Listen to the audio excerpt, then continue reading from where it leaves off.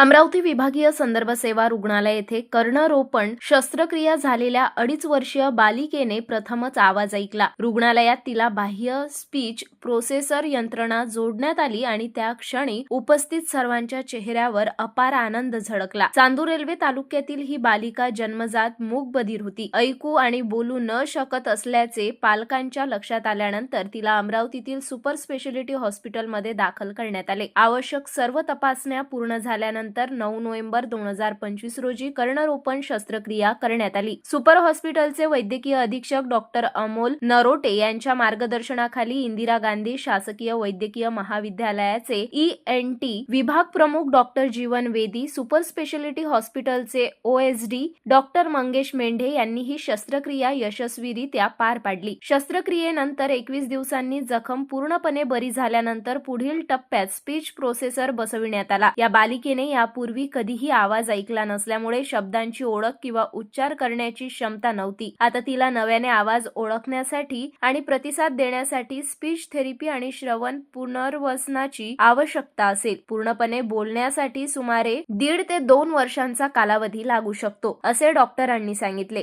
या भावनिक क्षणी डॉक्टर मंगेश मेंढे, ऑडिओलॉजिस्ट लक्ष्मण मोरे तसेच सुपर स्पेशालिटी हॉस्पिटल मधील doctor Madhav Dhopre, doctor Vikrant Kudmedhe, doctor Ujjwala Mohod आणि डॉक्टर जयश्री पुजदेकर उपस्थित होते। माझं नाव निलेश मनोहर खांडकुरे, राहणार आमला विश्वेश्वर, तालुका चांदूर रेल्वे, जिल्हा अमरावती। हे सुपर हॉस्पिटल स्पेशालिस्ट अमरावती मध्ये सर ते आपले मेंढे सर आहे। म्हणजे माझ्या मुलीला ऐकू येत नव्हतं, 2 वर्ष झाले होते पण तिला ऐकू येत नव्हतं काहीच।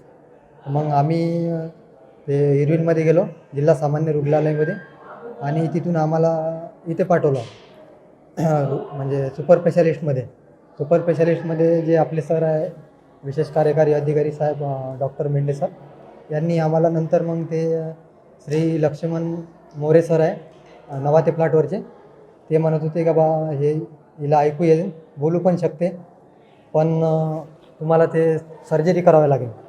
आम्ही म्हटलं का बा ठीक आहे, सर्जरी करू। सर्जरी केल्याच्यानंतर आमची सर्जरी 11/11/2025 रोजी सर्जरी झाली आणि त्याच्यानंतर आज दिनांक 11/11/2000 म्हणजे 1 महिन्यानंतर आम्हाला हे मशीन मिळाले आणि स्विच ऑनचा चालू झाली।